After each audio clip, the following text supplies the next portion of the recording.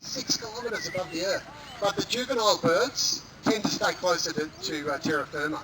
So they'll hunt from perch to perch. And they're probably far more likely to collide or be electrocuted by electrical infrastructure. So very, very high juvenile mortality of Wedge Tailed Eagles is likely to be the outcome. So you can tell it's quite hot today because usually you would do about, thank you, you do about 2.6 kilometres, up to about 2.6 kilometres. But today he's like, I don't really want to fly today.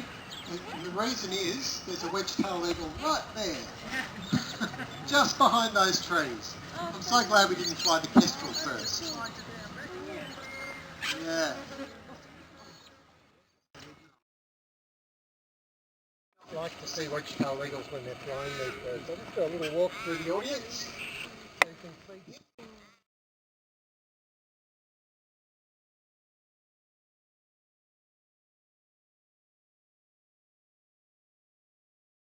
A member of the public, they said, can you come, there's an injured hawk or a falcon or something, we're not going to pick it up, it looks very fierce.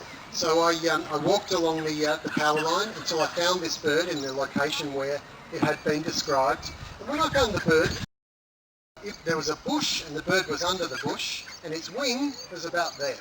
So it literally struck that power line so hard that it had completely amputated its wing in that collision. So it's not just Wedge Tailed Eagles that collide with these kind of electrical infrastructure. It's Peregrine falcons, the smaller birds of prey, little eagles, which are on the edge of being endangered. There's a high decline in the population of little eagles in many parts of the country. So they're a species we really have to watch out for. And I have to say this is a hot spot for seeing little eagles.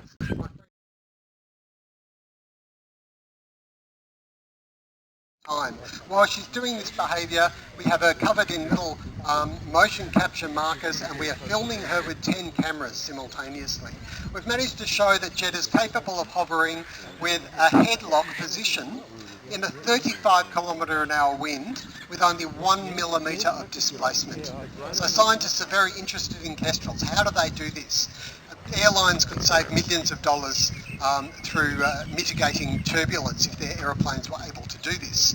So they're aiming to use biomimicry to improve aircraft with the data that they've collected from watching Jedda hover in a wind tunnel. I think that's pretty cool.